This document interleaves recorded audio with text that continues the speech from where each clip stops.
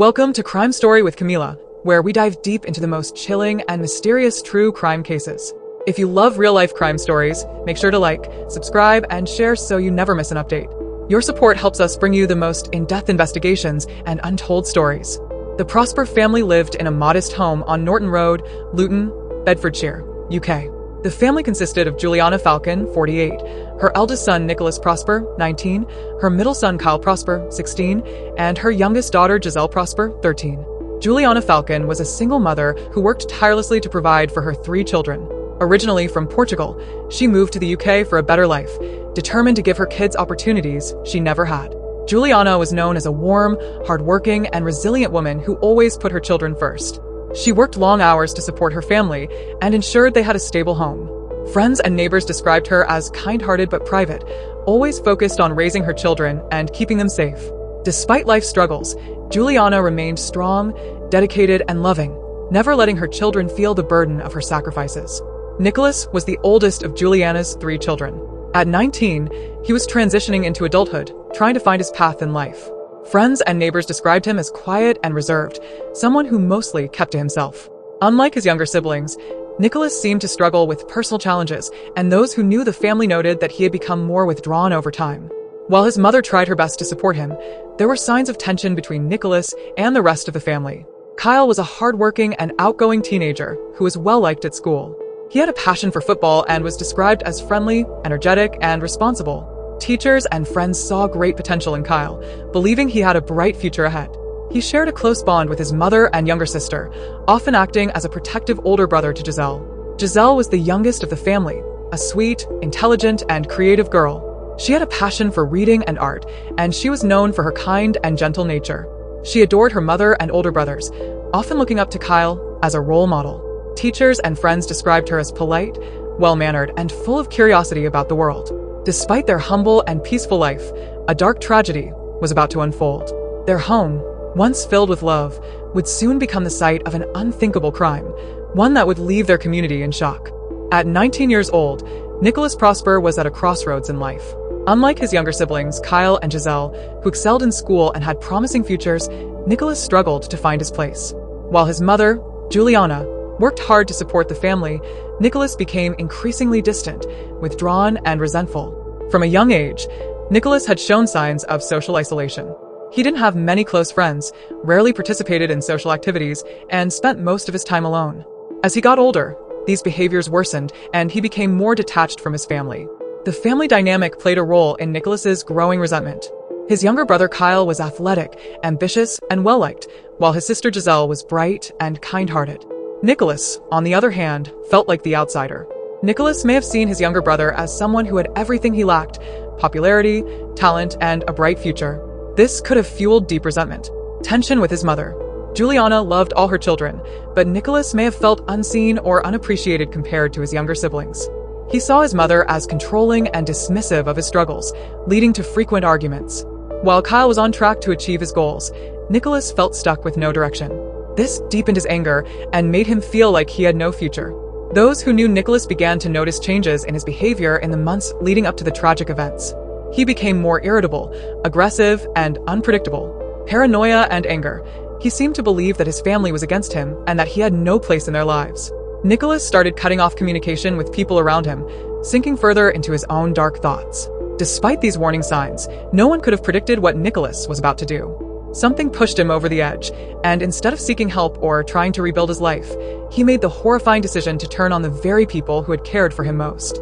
What happened next would shock the entire community and leave an unforgettable mark on the Prosper family's history.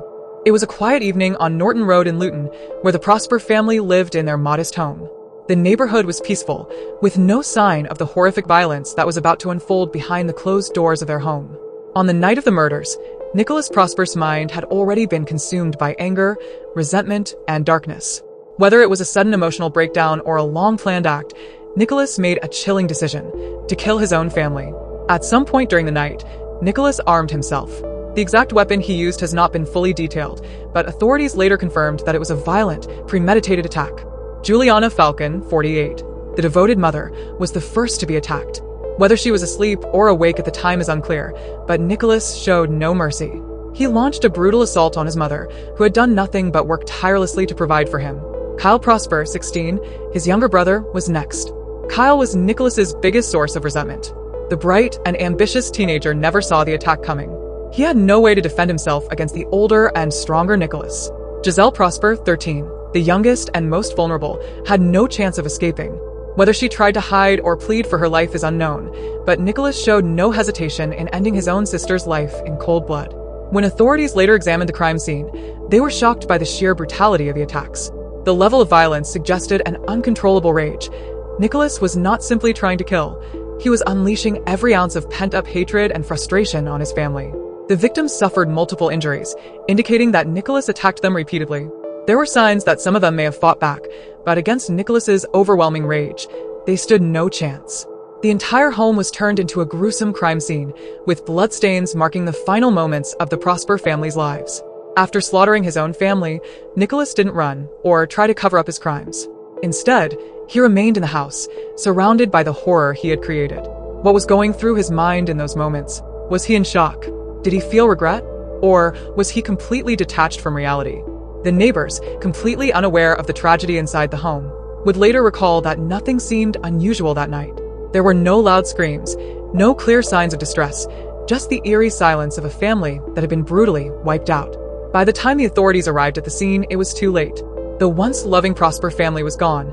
Their lives ended in the most tragic way imaginable. Nicholas Prosper, the eldest son, had done the unthinkable. He had destroyed his own family in an act of pure rage and violence. The murders would leave the community in shock and disbelief. How could a son murder his own mother and siblings? What drove Nicholas to commit such a monstrous act? These questions would haunt investigators and the public for years to come. But one thing was certain, the Prosper family's story had ended in unimaginable horror, and the man responsible was their own flesh and blood. In the days following the brutal murders of his family, investigators began to unravel a disturbing truth. Nicholas Prosper wasn't just planning to kill his mother and siblings. He had something far more sinister in mind. As detectives combed through Nicholas's belongings, including his phone, laptop, and journals, they uncovered a horrifying school massacre plot. Nicholas had meticulously planned an attack that would have ended in even greater bloodshed. In retrospect, there had been subtle warning signs that Nicholas was harboring violent fantasies. He had become increasingly obsessed with mass shootings, frequently watching footage of previous school attacks. His online search history included terms related to weapons, school security, and tactical planning. He had written disturbing manifestos detailing his anger towards society, his peers, and the school system. But no one had reported these behaviors or seen the full extent of his dark thoughts until it was too late. Investigators found handwritten notes and online messages that outlined Nicholas's intended plan for a school massacre. He had identified specific targets, including teachers and students he felt had wronged him. His notes detailed the weapons he wanted to acquire, though it remains unclear whether he had managed to obtain them. He had even planned his escape route, suggesting that he intended to survive the attack rather than take his own life afterward. The level of detail in his writing sent shockwaves through the investigators. Had Nicholas not murdered his family first, he could have gone on to commit one of the deadliest school shootings in British history. What stopped him? It's unclear why Nicholas never carried out his school massacre plan. Some speculate that his rage boiled over sooner than expected, leading him to kill his family before he had a chance to follow through with his bigger plan. Others believe he may have lost his nerve, realizing that murdering his family was already an irreversible step. Whatever the reason, authorities knew one thing for sure. Nicholas Prosper had been capable of far worse violence, and had he not been stopped, the tragedy could have been even greater. The revelation of Nicholas's massacre plan sent shockwaves through the community. Parents, teachers, and students were left in disbelief.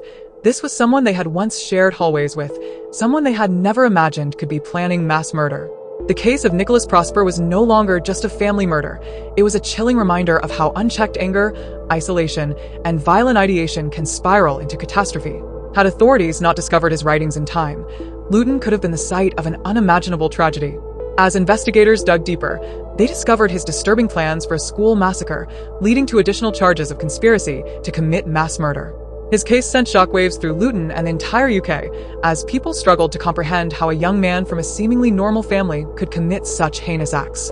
During the trial, prosecutors presented overwhelming evidence proving that Nicholas's actions were premeditated. His journals, online search history, and past statements made it clear he had been planning violence long before the attack on his family. The prosecution described Nicholas as a cold-blooded killer who had not only murdered his own family, but had intended to cause even greater devastation.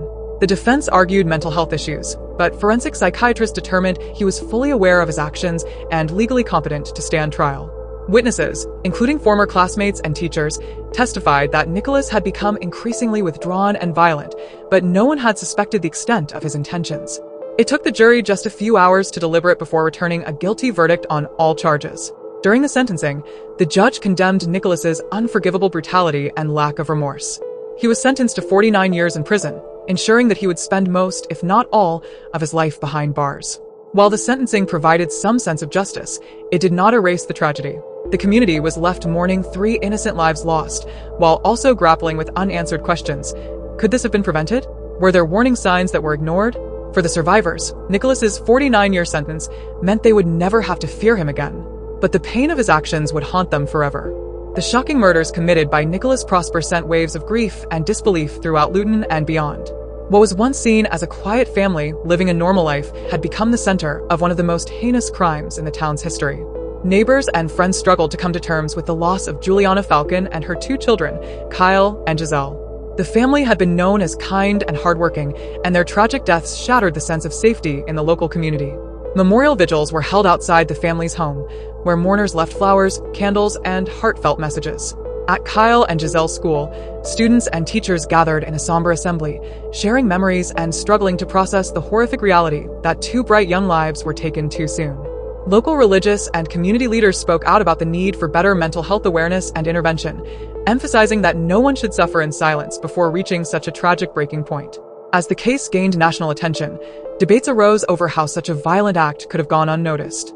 Many questioned, were there warning signs that were ignored? Should the authorities have intervened earlier? How can society prevent similar tragedies in the future? Discussions on youth mental health, school security, and online radicalization became central topics in media coverage. Some experts argued that Nicholas's dark, violent thoughts might have been intercepted sooner with proper support, while others believed that some individuals are simply beyond rehabilitation. Even with Nicholas Prosper behind bars, the wounds left by his crimes remain fresh. The community of Luton has been forever changed, haunted by the question of whether this tragedy could have been prevented. For the surviving family members and friends, the pain is immeasurable. The sentencing may have brought some sense of justice, but the loss of Juliana, Kyle, and Giselle is a scar that time will never fully heal. Thanks for watching. For more interesting videos, please subscribe.